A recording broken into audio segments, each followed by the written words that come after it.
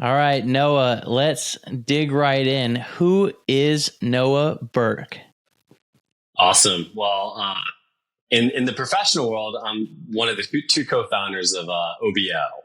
And from a personal side, I just kind of enjoying life. I got hobbies. I like plants. That's one thing you'll learn about me, and especially hydroculture. It's a hobby of mine, where we actually grow plants in expanded clay. And so we actually now give them away as gifts at our company. We'll actually ship them out to people because it's cooler swag to give away plants than just give away pens. What else would you like to know? That's funny. We give out orchids, being that orchid black is it's. This was meant to be this conversation, Jim. You guys give out orchids, we give out plants. # grow differently with OBO. Let's go. That's how we do things. And most people kill plants, but you can't kill these guys. All you do is simply just don't ever let it dry out. Literally, it comes in a glass container like this. You just fill water and just never let it dry. You can water this thing every day if you wanted to. Cool. Noah and Jim, the botanists of business. How about that? All right, cool. So, while we're on OBO, can you just walk us through the inception of OBO and the primary motivation behind establishing it? Yeah. So I never actually wanted to start another company. I'd worked at I had two other startups I did, one more successful than the other. And I was pretty content, I'll call it fat and happy. I had a sales career and selling software. And I was enjoying it, making really great money. And, my now co-founder, Rob, he and I worked together in a previous company. We always stayed in touch. And honestly, he is one of the smartest people I know, if not the smartest person I know. We'd always been talking business ideas for years. And as we were discussing these ideas, we kept trying to figure out, well, what would we do? What's going on in the marketplace? And previous startup I was working at sold data solutions, and I saw an opportunity for sales and marketing alignment. Didn't really quite sure what that meant or how that was going to work and operate. Rob was interested in doing something, and two of my best friends run a marketing agency, and they're like, hey guys, like if you want to do something, we'll support you. And we'll help you grow it. And so two of my best friends, along with Rob and myself, we decided to start OBO. They said, hey, listen, go do it. We'll support you guys. And next thing you know, we have a company. I quit my other job and left that. And we started OBO to do sales and marketing alignment, which really started off just doing outbound email marketing. Because that was the very first thing we could do that would generate results for clients, this low-hanging fruit. Back when we were doing it, no one was really doing this. Like nowadays, I'm pretty sure you get an email a day about someone who's like, hey, we'll help you with lead gen. But when we did it, it was new at the time. And so really it was just about me wanting to be business partners with Rob. And I was kind of like, whatever you want to do, Rob, I'll figure out how to sell it. You just make it. Nice. And that's been our relationship ever since. So how did yours and Rob's personal journey influence what is now the ethos, or it was then too, I suppose, that in general, the ethos of OBO? Well, we set out to build a professional services consulting firm. They're in some sense easier to get off the ground, but harder to scale. And we know in the marketplace, there's a need for professional services to help organizations operate better. And we also want to work with people we like. And what better than starting your own company and to pick and choose the people you get to work with on a regular basis. And so when we start out, we simply said, let's just have the best people possible to deliver the best services for our clients, whatever that service may be in the end. And let's do a better job than everyone else in the marketplace. So there's no doubt that we are the best. And so we've taken this model and attitude that we are the best at what we do. And we prove it each and every day with our awards we've received, or the recognition we've gotten over the years, the people we hire, to make sure like, hey, we're delivering excellent service for our clients, helping them achieve the results they're looking for. So I think it was a combination of wanting to be the best, work with the best, and have fun with what we're doing. Awesome. And so OBO is built correct me if I'm wrong, on optimizing HubSpot, Salesforce, and Monday.com, right? Essentially. That's correct. Absolutely. We like to say we are the intersection of people, process, and systems. Most organizations simply have a hard time. One, unlike us, we've done over 450 client engagements, we've practically seen it all. Most companies who are setting up a new CRM, market automation, customer service, maybe this is the first time they're doing it. Maybe they've only worked on a couple of these projects over the years. So they just don't really have a good indication of what's possible inside these systems, what's the best way of doing it. So we shorten that learning curve and the setup process to way less time than it would take them trying to do it on their own. And is it all specific to those three platforms, Salesforce, HubSpot, Correct. Monday? Now we integrate, probably hundreds of different applications we've integrated with over the years, and we use other third-party software, low-code, no-code software to help us with these integrations.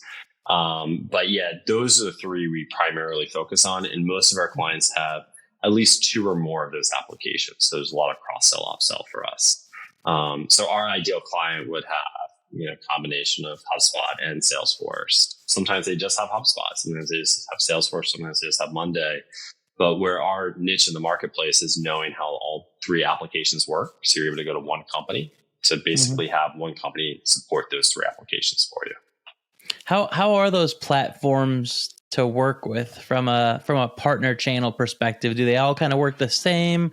Do they have their own kind of unique nature? How does that work? HubSpot has invested a fortune into their partnership program, and it shows by the fact they have, I think, 7,000 partners worldwide. And they really go out of their way to help partners be successful.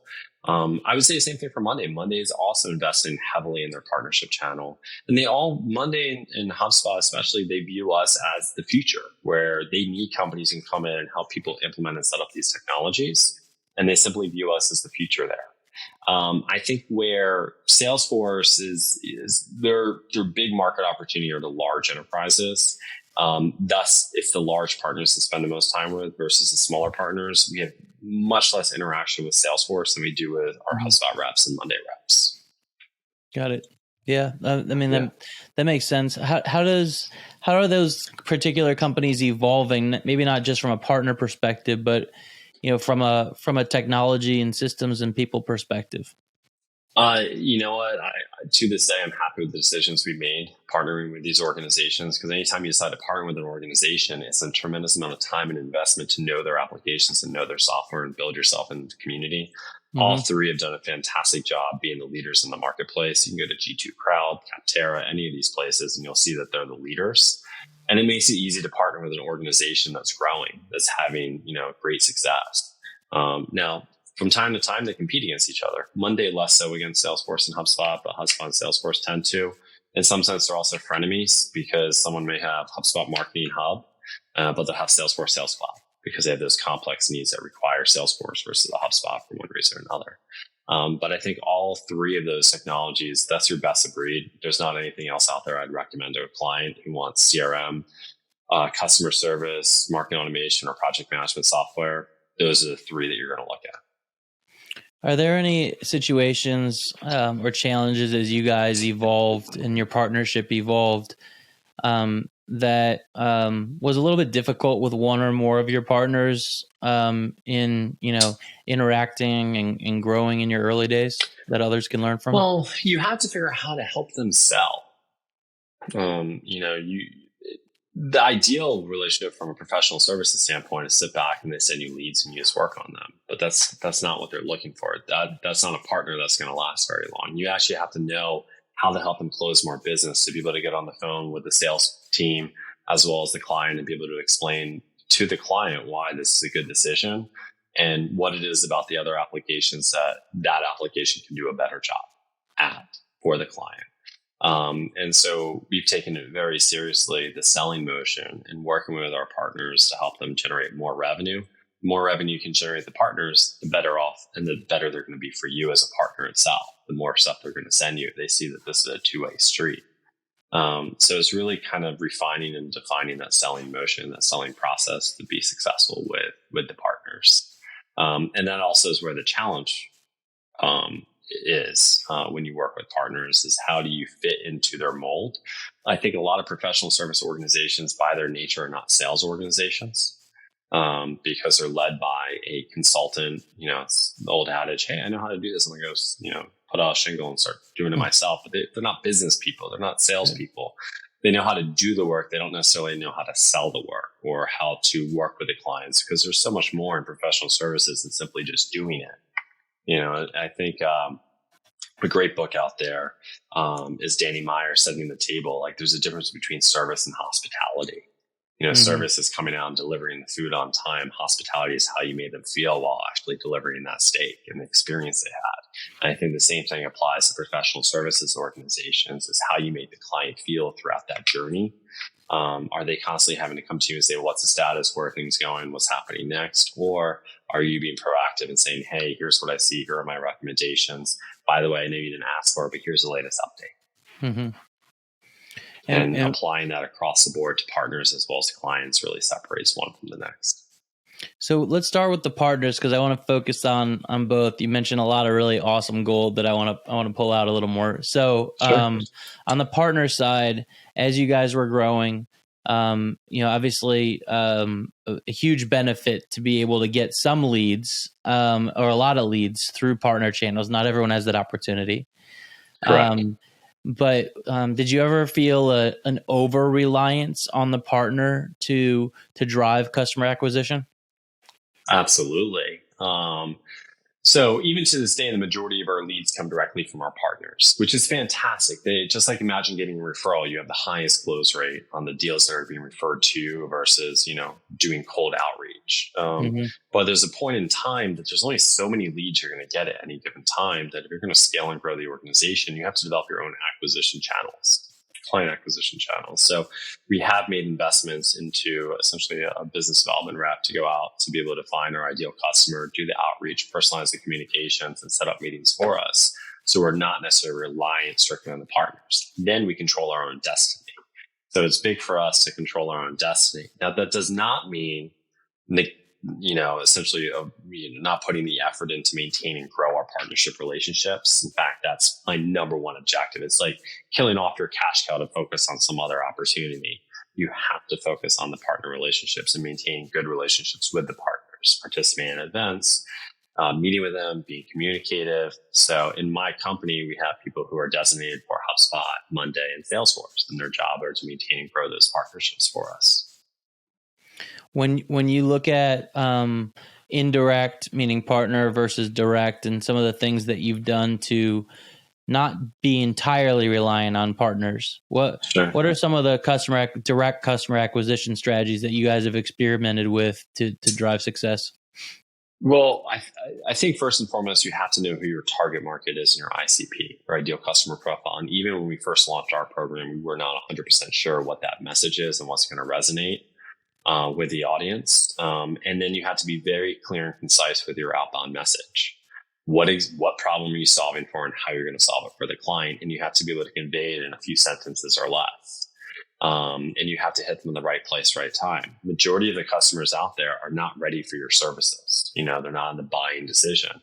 But I think the old adage goes, 1 out of 10 people are ready to make a purchase, and you just have to be able to hit them at the right place, right time as they're starting that search or in the middle of the search for services that you offer.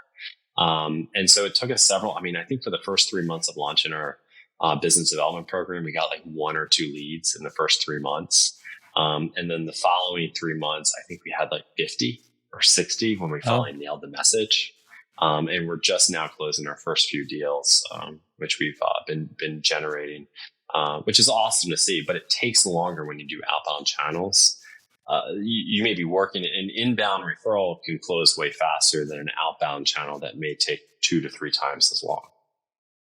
So was it just the message that allows you to 50x the outcome, or was any of it message and target audience? Target audience. So it was a combination of the message we were delivering as well as the target audience we were trying to reach out to.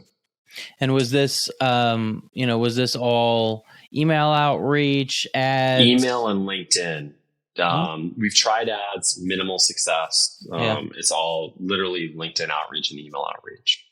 LinkedIn organic outreach. LinkedIn organic outreach, not using InMail, sending out the message, personalizing each and every one of them. There's two ways to personalize. You can personalize based on the segment you're reaching out to, or you can personalize each individual message. Sometimes we personalize each individual message, but that can take 5 to 10 minutes per client. So we devote, it's kind of the 80-20 rule. 20% of the outreach is super, super personalized because those are our ideal fit. Those are actually ones we're closing right now. Versus 80%, which is, they just fall into a bucket and you can send them a pretty similar message to each one. So you can either build your list based upon a segment or based upon an individual.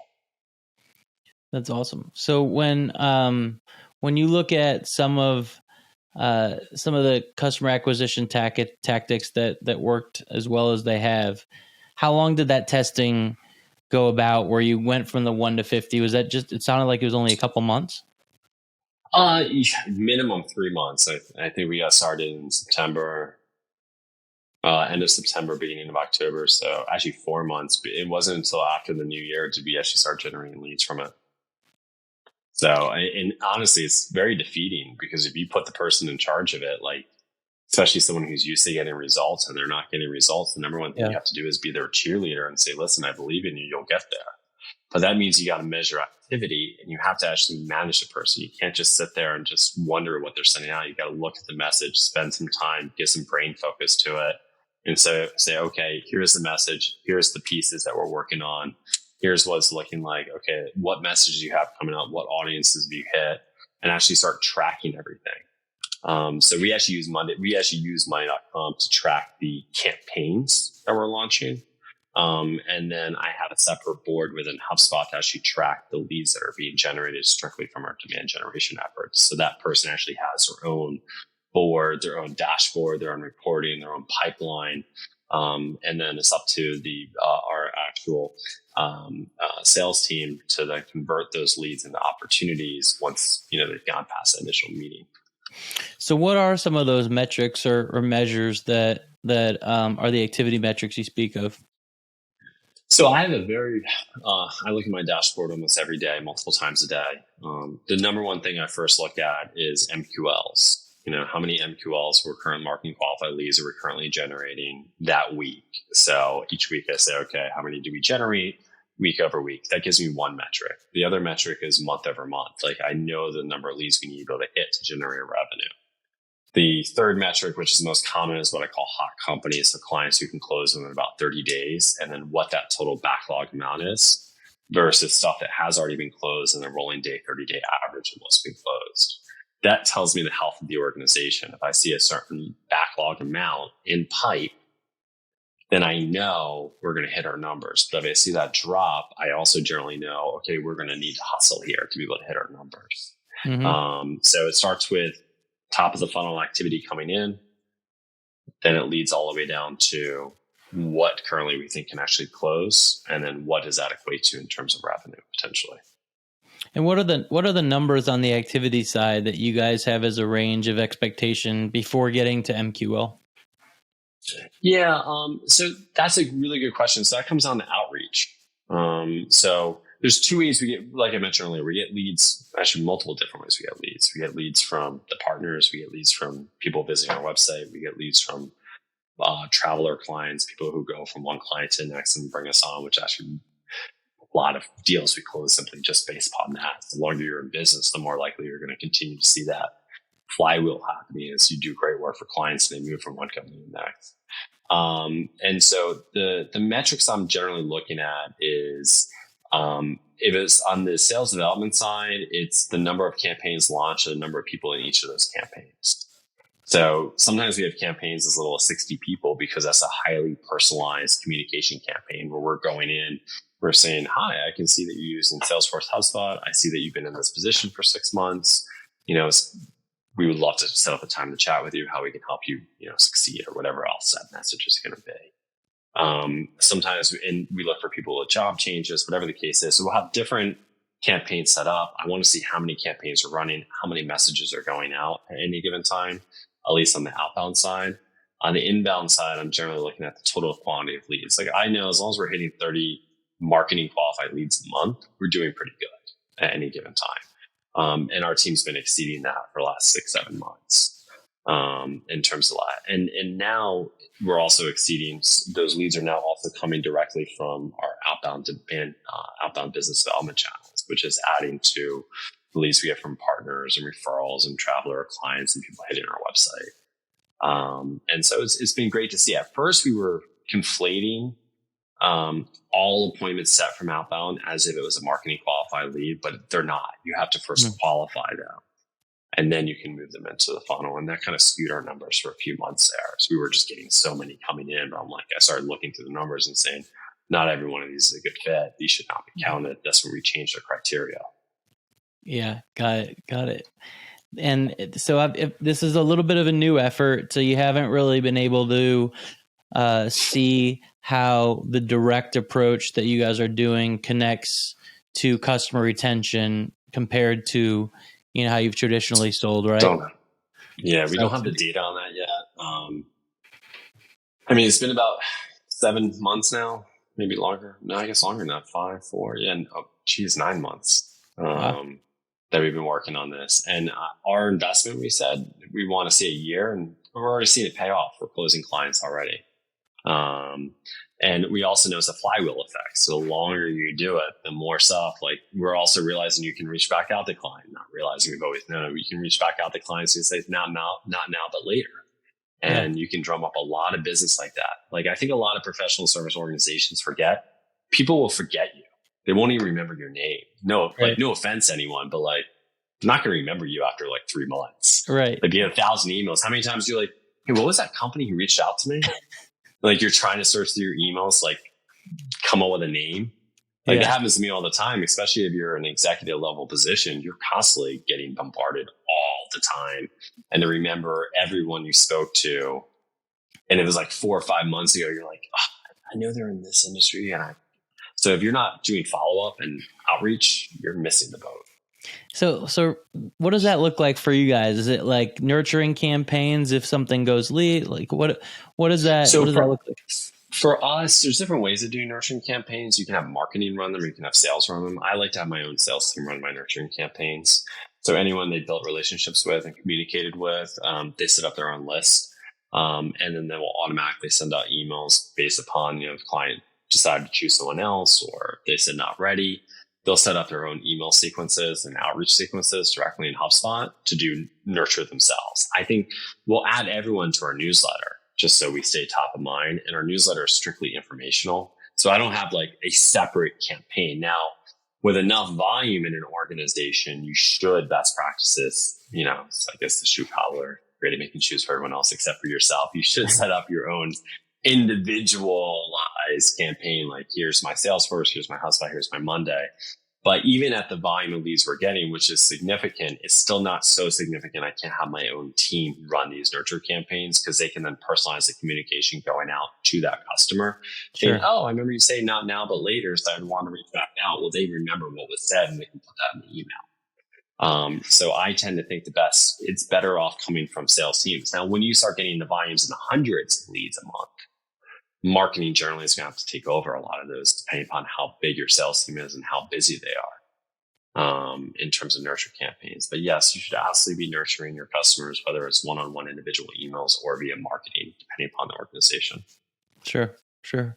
Earlier in our discussion, you mentioned the basis and foundation of OBO, and just in general, the importance of aligning people and process and systems.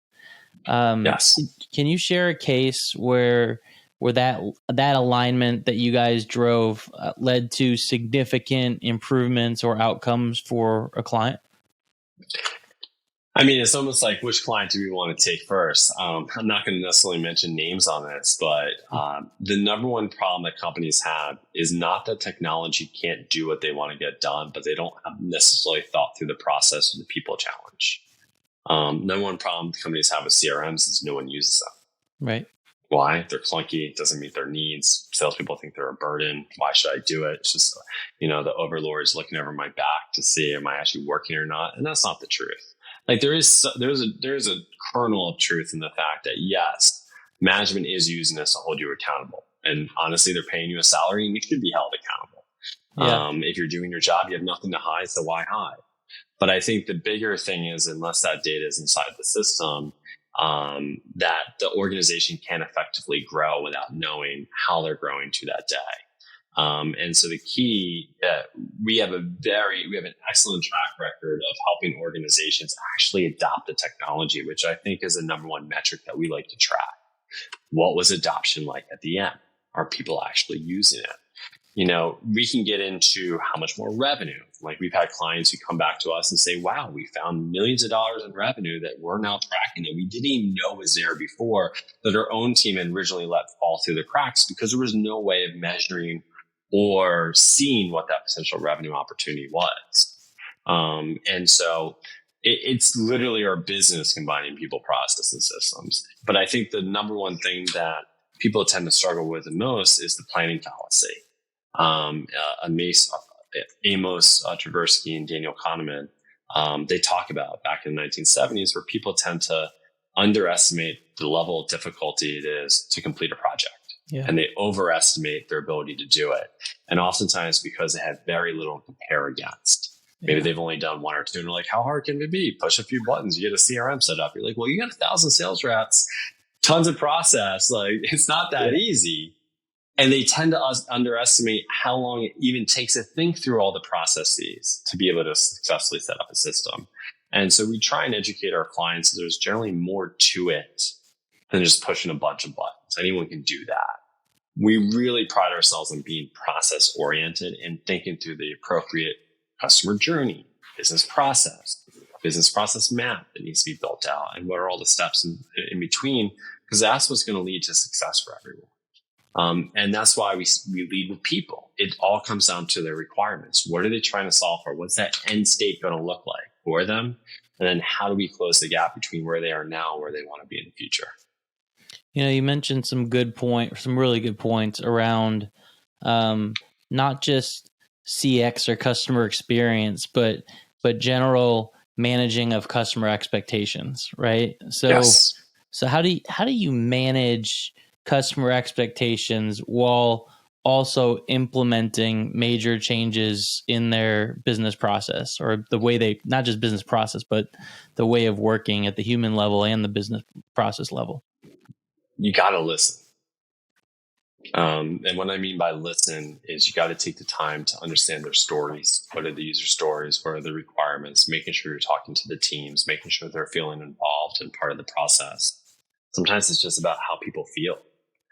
Were they told to use the CRM, or was their input, or did we take their input and actually apply it to the build out and the process? And, if you're not listening, you're just doing, you're not going to be successful. Yeah. And it is a lot of people management. Our people not only manage the project, they manage the clients. When clients are 4 to 5, 6 weeks late getting us information, but still expect us to complete the project on time, that's a real miss. Because we had to communicate that to the client that, hey, listen, this project's going to be delayed. You're missing this deadline to get us the information. We can't guarantee it's going to be completed on time. It's all about expectation setting. Like, it starts in the sales process, like setting the expectation for the timeline it takes. And if someone says, why does it take 3 to 5 weeks to do the initial phase? And say, listen, if it was up to us, we can do it all in one day. Yeah. But we're realists. We have to get your people in a room. We have to organize all the questions. People are going to want to give their 2 cents. So we know it's going to take 3 to 5 weeks. Just scheduling alone has nothing to do with us. We always tell our clients, timeline has very little to do with us. It has to do with you guys. And it goes back to that, planning fallacy, and really understanding that most people, just like I said, underestimate how long things are going to take to complete. And it's our job to help them understand why it's going to take this long to complete. It's not the more people make a project go faster, the more people make the project go slower. And I think a lot of people they're like, hey, we'll put 15 people on this project. It's like, okay, well, let's add 15 times 15. Now we just went to like 10x the amount of time it's going to take because everyone needs an opinion. You're kidding. So when you add additional opinions and emotions and attitudes and people to something, it adds to the complexity. Crazy, right? That's novel. Yeah, that's crazy. and then it also depends upon who your sponsor is inside the organization. Yeah. Are they taking ownership from a project management perspective, or are they completely, not doing much? And so the more involved they are, the more they can be an advocate for us internally, the faster the project can move. The better they are corralling people, the better they are organizing, getting approvals. Like, this is how projects move faster. Organizations just tend to, most organizations are not technology organizations. Even if they are, they're not CRM, they're not professional services. They get a deadline from high above and say, hey, we got to do it by this date. And you're like, well, how did we come up with that date? Is this arbitrary? Yeah. It's just because it's nice to have. Is this a realistic date? And a lot of clients sometimes don't want to hear that. They're like, well, it should be easy. Well, have you done this before? And, that's where and our best clients are the ones who've actually been through these projects. So we've actually had experience. Those are our best clients all day, every day. So, just from our perspective, but yes, more people does not mean faster projects. So how do you evaluate the success of an implementation, or, what metrics do you prioritize around implementation success? Well, one is adoption. So are we actually seeing the adoption that we were expecting for it? Two, we do try and look at revenue attribution in the sense like, hey, what is this system doing for our organization? Are they going up and to the right? Now, there's a lot of reasons why a client may be going up and to the right. Maybe it's their product mix. Maybe it's their sales process. Maybe it's something else. We can't take all the credit, but we know we're a part of the equation. It's kind of like a spoke in the wheel. It's a combination of all of them, not necessarily one particular factor that's leading the organization to be successful. When you're dealing with technology, sometimes it's harder to come back and say, hey, here's the impact. Intuitively, everyone knows, oh, great, if I have a system that manage my sales process, I should be able to generate more sales because I can actually hold people accountable and give them the sales enablement tools so they can do their job faster. Yeah. But it's not always intuitive. Oftentimes there's kind of three different levers you can pull when you're looking at technology. One, is this a cost saving? Are we simply seeing cost savings because we're switching from one application to another? The second one, when you look at, for example, is this driving revenue? How much more revenue is going to drive because we have a better customer experience, or, there's better communication with clients. It's just an overall better way of doing business. And the third one is in productivity improvements. Okay. How much of a force multiplier was this for your team? You were mentioning to us, you can't handle the leads coming into the business because you don't have enough bodies. So we put together a system to start managing lead flow. And now all of a sudden you have 10 sales reps who were maybe overwhelmed. Now you're like, oh, wow, we have extra capacity because we're so much more effective and efficient on what we do. So those are kind of the three levers we look at when we're saying how successful and what this is going to do for the client in terms of return on investment for them. One of the things that I was always really impressed by since I met you and since I got introduced to OBO was the way that you train people to implement consistently, or the training program that you've developed. Can you talk a little bit about that and how it contributes to the success of your team and ultimately to your clients as well? Yeah, we're really proud to say that about 30% of our team has gone through our residency program. And very early on, we realized that the talent that we need out there generally isn't out there. And we just don't want to hire someone because, quote, they have the experience. A lot of people who have the experience, you wouldn't hire them if they didn't have the experience, in the sense like just based upon the nature of the person you're interviewing and talking to. Our philosophy was we can go out and find the smartest, brightest people and train them on what we do. And then within about a period of 4 to 6 months, they can be just as effective as someone who maybe has 5 to 10 years of experience. And so what we did is we developed a residency program that basically takes them through everything that we do, helps them get up to speed as a consultant, and teaches them the industry. So they may have, but what we're looking for is we're looking for people who've shown accomplishment before coming. Maybe they were in engineering, maybe they were in another IT space, maybe they were, a teacher or someone who's just shown excellence in what they've done. We're much more interested in the character and intelligence of the person we're hiring than the experience they necessarily bring to the table. One of the things we have found is we do like people who are career changers.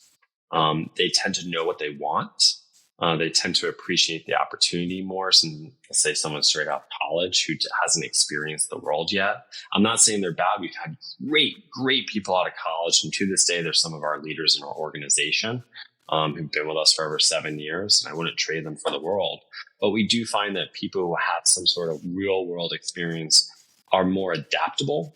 And then they're also able to somewhat apply what they've learned before to this job, those soft skills that you can't necessarily teach. Yeah, that's awesome, man. And how long have you guys had that in place?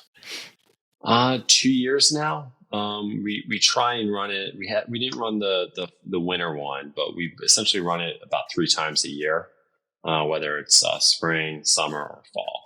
So we'll be launching another one, I believe this summer. I think we're a little bit too late for the spring program. It took a long time to develop it, about 6 months to develop the residency program. It includes practicum, training, classroom opportunity. It's pretty cool. Yeah, I'm sure. I mean, that's one of those things that is a long-term payoff beyond what you could possibly imagine at first, but a lot of hard work at first. That's correct. Yeah.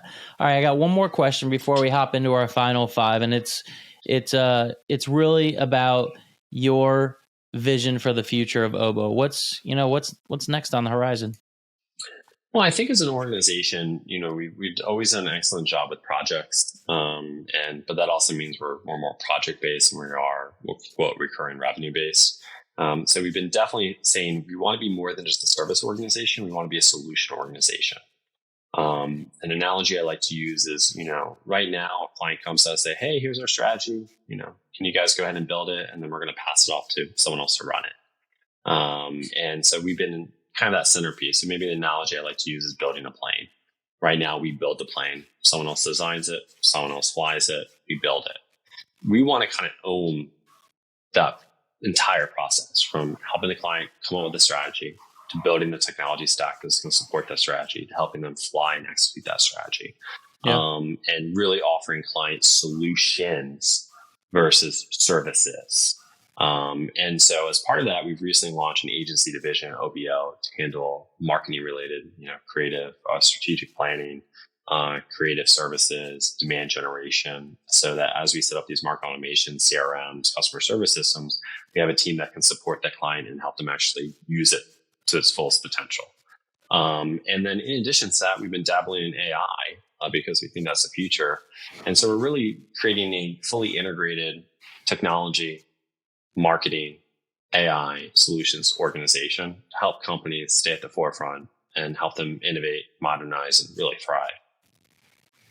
All right. Well, on podcast number 2 between OB and OBO, it's going to have to be AI version of Noah Berk talking about the human version of Noah Berk. Honestly, I should summarize this whole conversation right now with ChatGPT and call it a day and be like, hey, here we go. This is what we talked about. Here's the gist of it.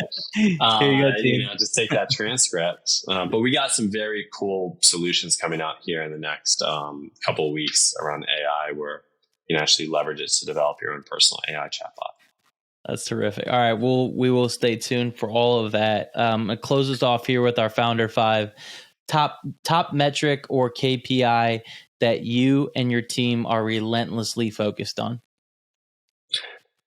Just 2. I'll say one from sales and one from operations. From sales, MQLs. How many MQLs are we generating? How many leads have we gotten in? From operations, it's backlog. What does our backlog pipeline look like? That's good. All right. Top tip for growth stage founders like yourself. It's a journey. There's highs and lows, but there's a point you get to some sort of sense of stability. Relentlessly focus on, I would say, profit. You're a pro serve company. Or if you're a professional services company, you should be making money all the way up as you go up into the right. You shouldn't sacrifice your earnings for future growth. Mm-hmm. I see that happen to too many professional services companies, and I don't understand why. You should always be focusing on making sure that you're running a profitable, successful business at all times, not just looking at your top line revenue, but are you actually making money? Good one. All right. Favorite book or podcast that's helped you to grow as a founder? So Greg Alexander wrote a book called The Boutique. And he also has a podcast, Collective 54. I'll give him the shout out. I'm part of their group. I think it's awesome. And the reason why I thought of that book is because I've doodled the heck out of that thing, like dog-eared the heck out of it. Like I have notes throughout. So if I'm doing that, then, and that's really for a professional services organization, you tend to know that's a good book. And then, my second one, which is more of a philosophy, but like on why you work, is Ayn Rand's Atlas Shrugged. But that's a beast. Like if you get through that book, one, kudos to you, but two, you'll have a voracious appetite once you finish. Like you'll want to keep reading. Nice. Piece of advice that counters traditional wisdom. I think the biggest piece of advice that counters it is raising money and having money. I think the less money you have, the more creative you become. And you have to find novel ways to solve problems that end up being your competitive advantage. You hear countless stories over and over again that well-funded startups, well-funded companies, you can blow through money so fast because you have the money and you can simply dog-headedly move your way through it because you have all these resources. But you tend to find you're most creative and you can build the biggest moat when you have the least amount of resources at your disposal. Mm-hmm. And I think a lot of organizations tend to confuse it. Now, once you figure out your product market fit, your opportunity, sure, plow money into it and start growing. But I think it's actually a hindrance to have too much money to start. Well said. All right, last one. What is going to be the title of your autobiography when you've finished and completed and killed it at all you set out to do? How I started a second plant company. Say that again? How I started a second plant company. It's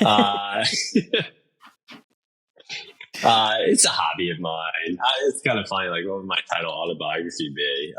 It's kind of like how I started my second plant company is kind of the journey to why I look at that as like retirement for me down the road. Like it's just fun. So it's kind of like, the beginning journey / end journey. But yeah, that's a great question. Honestly, I can't say confidently what it would be.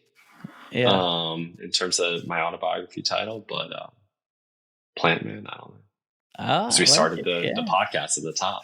Yeah, Plant Man, not to be confused with Ant-Man. Yeah, correct. Nice, dude. All right. Well, Noah, you've given a ton to our listeners today, so I always allow for a little bit of self-promotion at the end here. How can those listening help you out? Awesome. Well, one, we're always looking for great people. So if you're interested, feel free to go ahead and apply. Keep an eye out for a residency program. Spread the word. If you're looking for a HubSpot elite partner, so we're just one of a handful of elite partners worldwide at HubSpot. It's the top tier you can achieve. I think there's maybe 30 of us worldwide. Feel free to reach out to us if you need help with your HubSpot integrations, migrations, optimizations.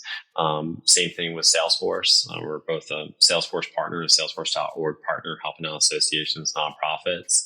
And we're also one of Monday's North American Partner of the Year. And we are also one of their advanced delivery partners. So if you need help setting up Monday, getting the most out of it, more importantly, if you're just looking for an organization come in and help you figure out the best architecture for how you're going to achieve your goals from a technology perspective, reach out. You don't have to make a decision on what tech stack you use today. We can help you think through that, both from a budget perspective as well as from a use perspective. So, and last but not least, we got our agency division that's humming along at this point. So we're able to add those creative services. And then we have really cool AI tools coming out, so stay tuned. I think it'll be pretty cool. It's going to be really cool and even better. Drive a lot of awesome outcomes for a lot of people. I think we're going to be saving people hundreds of hours, thousands of hours. Companies are going to really evolve quite a bit with this technology. I have no doubt. All right, what's the best way for people to get in touch with you, Noah? Yeah. First way is they can always visit our website at www.theobogroup.com. Also, welcome to send me an email if you'd like, noah@theobogroup.com. Those are generally the best ways. On our website, you can either reach out to us via a form, there's an email on there, or you can even schedule a call directly on one of my team members' calendars if you're interested in our services. All right. Noah Berk, OBO Group. Thank you so much. It's been a pleasure for joining us on the dirt, man. Thanks a ton. Thanks, Jim. Well, I appreciate being here, and hopefully your audience gets some good tidbits that they're able to apply to themselves. I'm sure you'll get a couple reach outs at the very least. Awesome. Awesome. Thank you. All right, Noah, take care.